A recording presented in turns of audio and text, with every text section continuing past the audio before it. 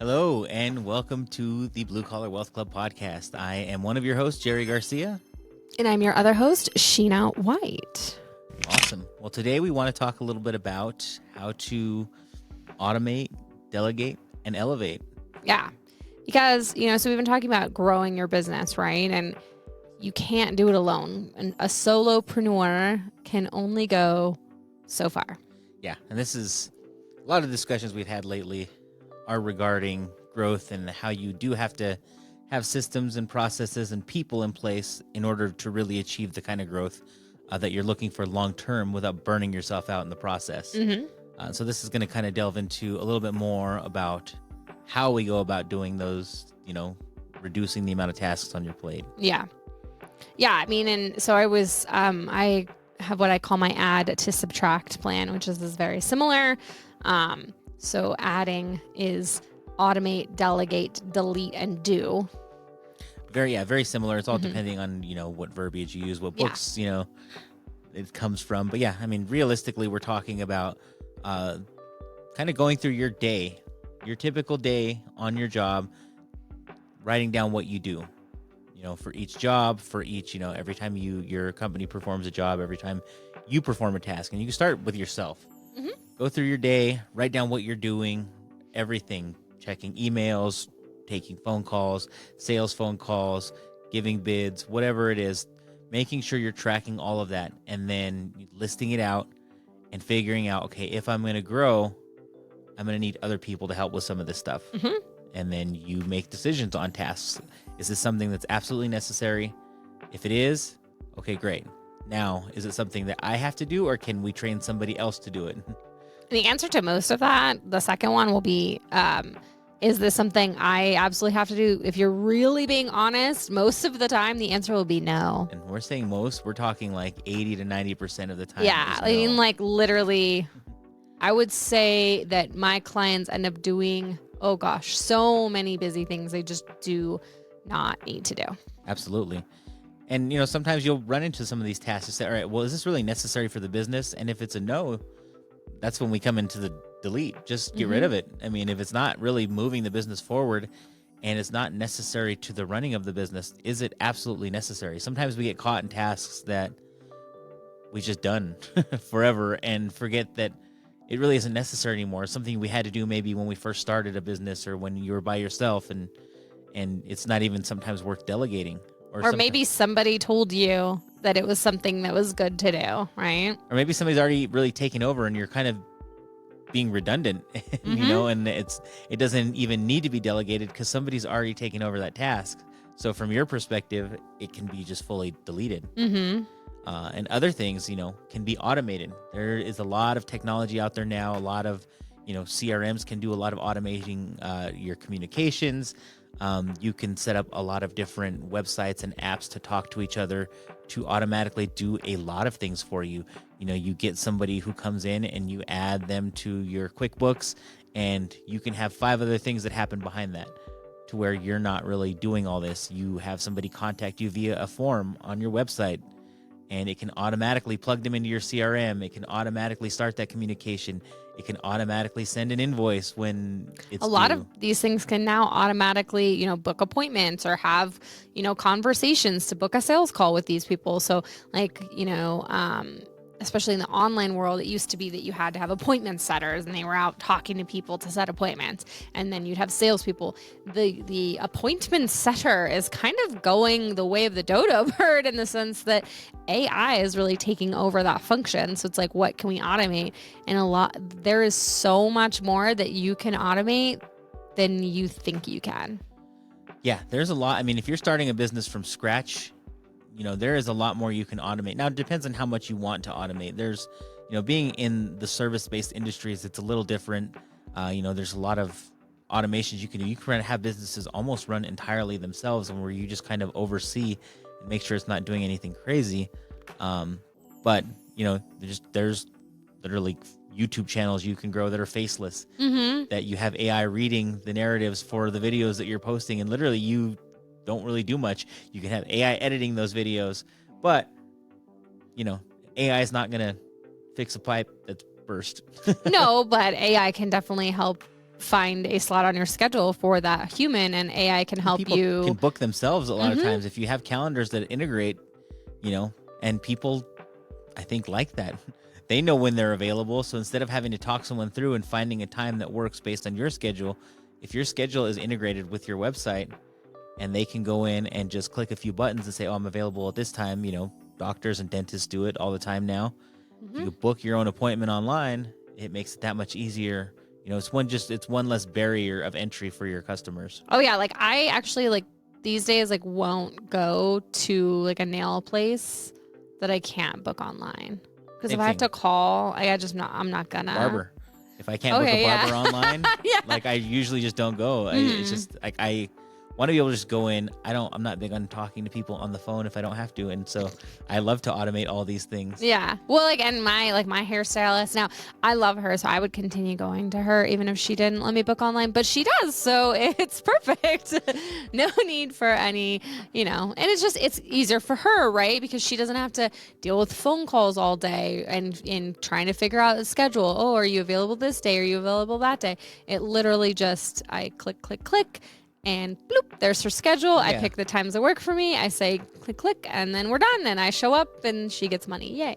We've had the opposite experience. We're getting married in a few months, if you don't know, and we've been shopping cake experiences. Oh my god! And I had an experience with one of the local bakers that I was trying to. We needed to book a tasting, right? And so, she gives me a few times that she's available. I say, okay, let me take this one. And I responded within a couple hours of this email. And by the time she read it, she's like, oh, I'm sorry, I already booked another time for that slot. Here's what I have available. And we did it again. Oh, sorry, that one got taken too. I'm like, do you have a system where I can just book a time? Oh, no, I'm sorry, I do everything by paper. And so it really soured that experience before we ever got a chance to taste her cake. So the cake was good, and it was our second choice, and we might be going back to it. But anyways, long story short, it was not a great first experience, right? They're a small local deli. They're in a smaller suburb of Denver, and and that's great. It's a small business, but there's really simple ways they can automate that. Plus, how much time and energy is that taking for her, right? She's fielding these emails. She's not getting back to people. It took her forever to get back to us the first time just to tell us we needed to choose something else. There's so much time and energy that went into that for her. That's really kind of poopy. How many cakes could she have been baking, or, tastings could she have been doing, or clients could she have been serving in the time that she was trying to field this scheduling snafu? Yeah, and we can talk through. This is actually kind of a good kind of frame of reference because we had another baker that obviously had some systems in place, because when we reached out initially, most of the bakers said, this is too early. We usually don't do this until about 3 to 4 months out from the wedding. So why don't you follow back up with me in October? And before I ever had a chance to reach out to our first choice baker, she reached out to me and said, hey, your date's coming up. Why don't we go ahead and schedule a tasting? That was awesome because she obviously had reminders set for herself to follow up at certain times, or maybe it's an automated email for all I know. But she followed back up. And even after we had our tasting, a week later, reached back out to us. Hey, we had the tasting. Let me know what you're thinking, and followed up. And there was a discrepancy in price, which we worked through, and that's likely the baker we're going to go with now. And where the other one, like you said, didn't get back. I reached out to them first based on a recommendation from our photographer. The back and forth through email. We're talking about if we had that baker go through her day and really look at how much time she's spending just going back and forth with emails with people just to try to book tastings. It's taking up so much time. Yeah, when she could literally have that online. The original one, I booked that online.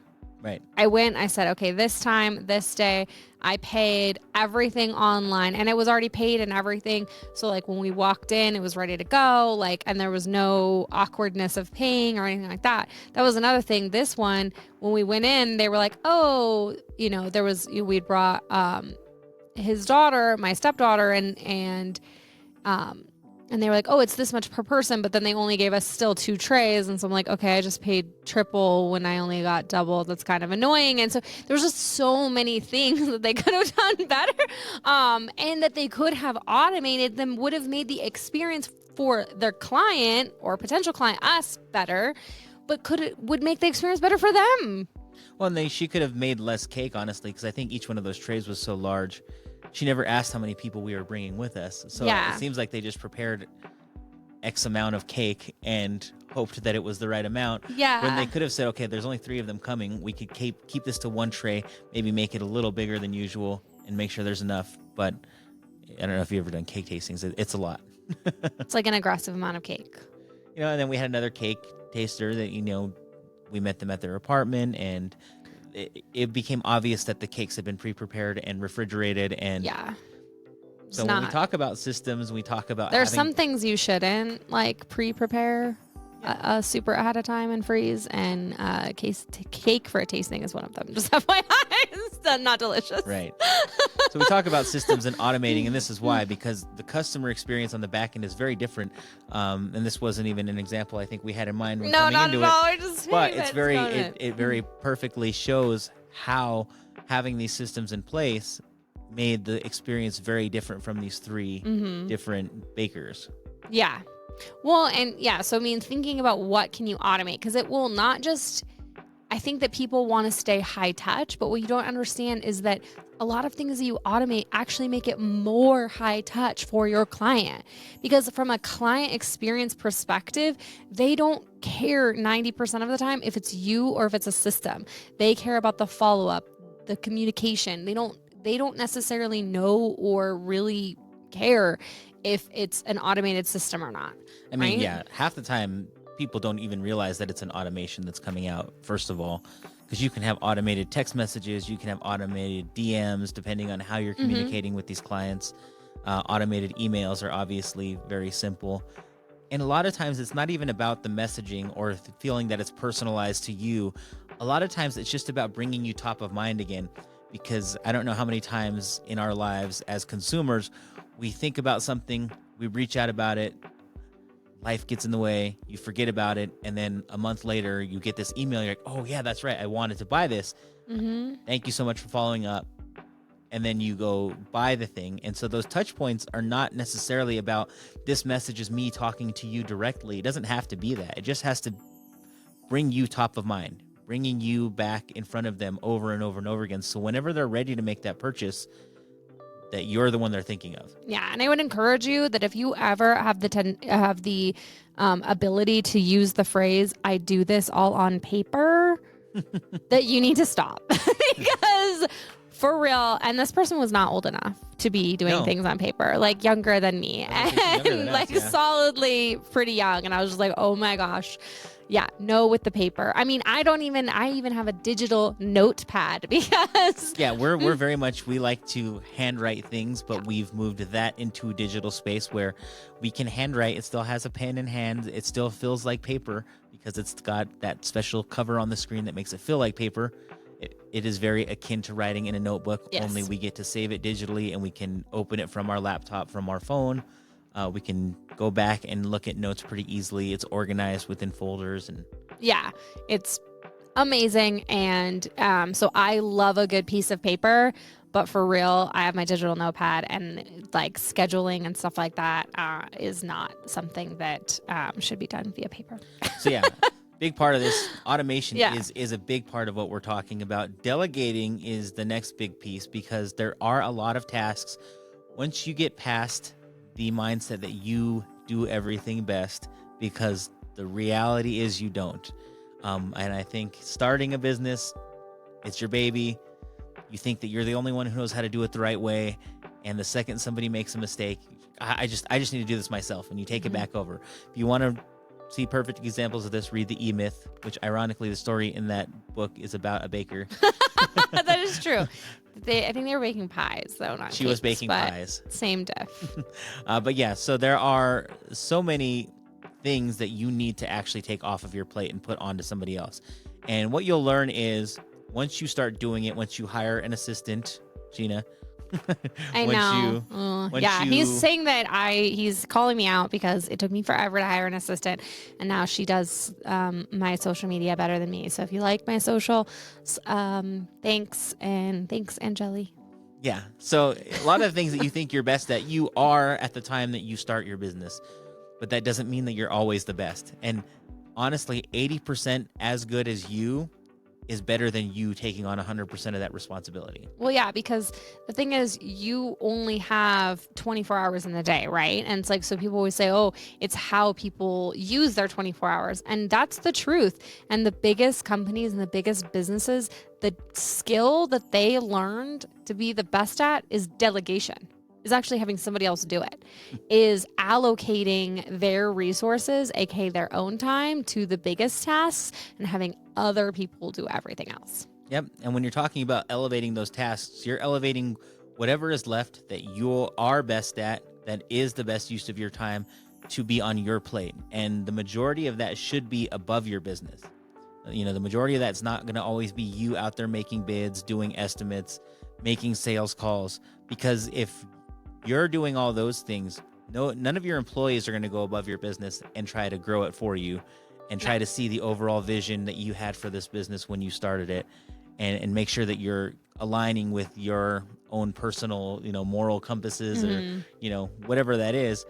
You have to be the one who's up there at the top, overseeing the vision of your company. You can train other people to sell. You can train other people to do estimates. You can't train other people to have your brain, to have your mindset, to have your vision for your own company, or frankly, to care about the company as much as you do. Oh yeah. No one will ever care about your company as much as you, because it's not theirs, and you can get people that are, kind of like intrapreneurs that really do care about the company and act as if it's their own, but still you need to be the vision holder and the one who is like out there, really casting that vision and holding tight to it and directing the company in the direction of the vision, because no one else can do that for you. Right. And that's when we talk about that the majority of tasks can be delegated, deleted, or automated. That's why we're saying it's not majority being 51%, majority being 80 to 90%. You really should be spending most of your time above your business working on how you reach those next levels and really designing your business from above. Yeah.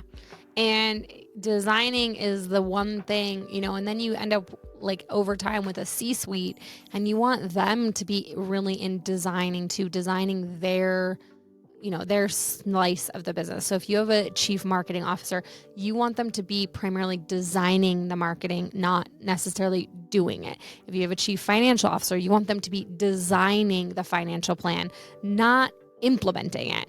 Right? So it's all about creating that design and that strategy of where you're going. And then you have others to implement that strategy. And then you just keep, reiterating and redesigning it.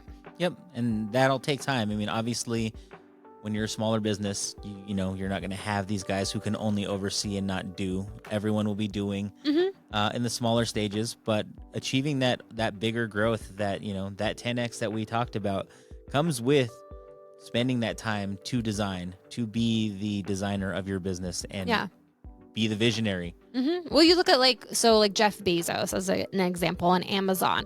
And the beginning days of Amazon, it was him and his now ex-wife, and it was just the two of them in it was like a warehouse space, and they were just making it happen, right, in this tiny little office.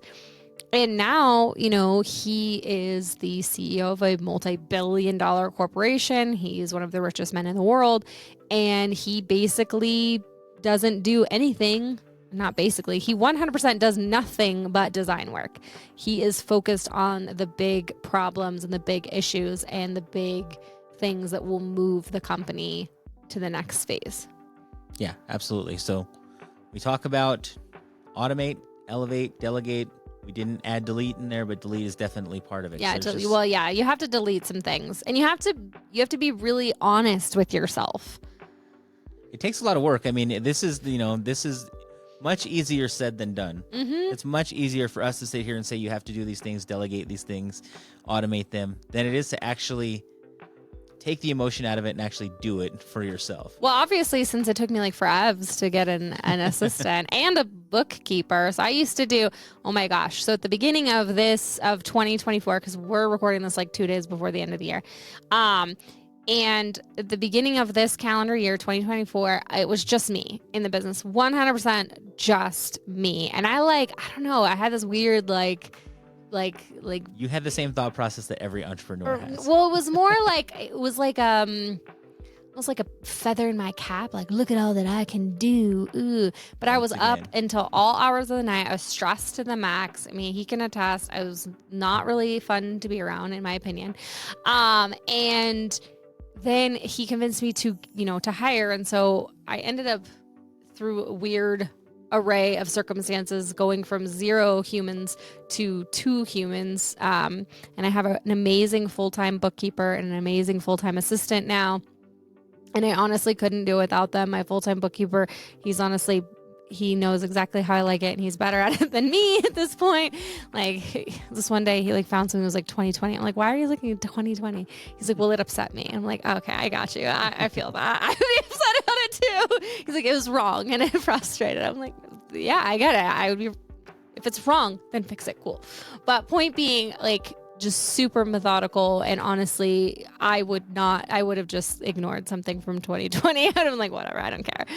And so he is better at it than me in that sense. And my assistant is so much better at social media than me because she actually likes it. And sorry. Yeah. And we also have our video editor. Yes. Who helps us, create reels, take our podcast, put it on the YouTube channel. Yeah, actually making this a podcast, because we record it and then he does all the rest. He does all the work, because I have zero clue how to do any of that stuff. So this podcast would not exist if it wasn't for other figured it out. I would have taken the time to figure it out, but it's so much better, and it's so much higher quality because we are trusting others to make these decisions for us. So quick shout out to our employees, our staff. Our we love team. You guys. We couldn't do it without you. And then this next year, I have plans to, increase the team. I already talked to my bookkeeper about offering bookkeeping as a standalone service and really expanding that team. And he would be in charge of that team. He would be hiring and training and managing. I've talked to my assistant about some things I want to do there. And so, hopefully she'll be growing some team and hiring and managing there, and just really growing the business in a way that can service more people, because I'm sick and tired of looking at crappy books. Yeah.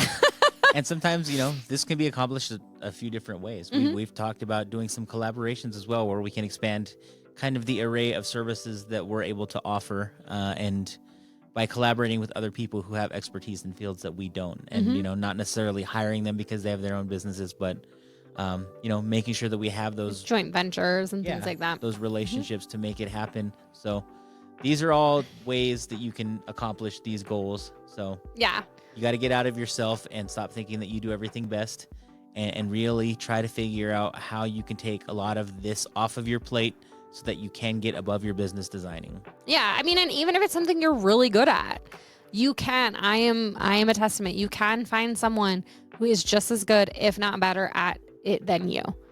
And sometimes, especially for those things you don't particularly enjoy in doing, there's a lot of parts of our business that we know is necessary, but it's not our strength. Or even if it is a strength, it's just not what our time is best spent doing. Yeah. And so just really being honest with yourself, and then creating that plan, and then working the plan. Absolutely. Well, we hope you have enjoyed this episode of the Blue Collar Wealth Club, and we will catch you next time.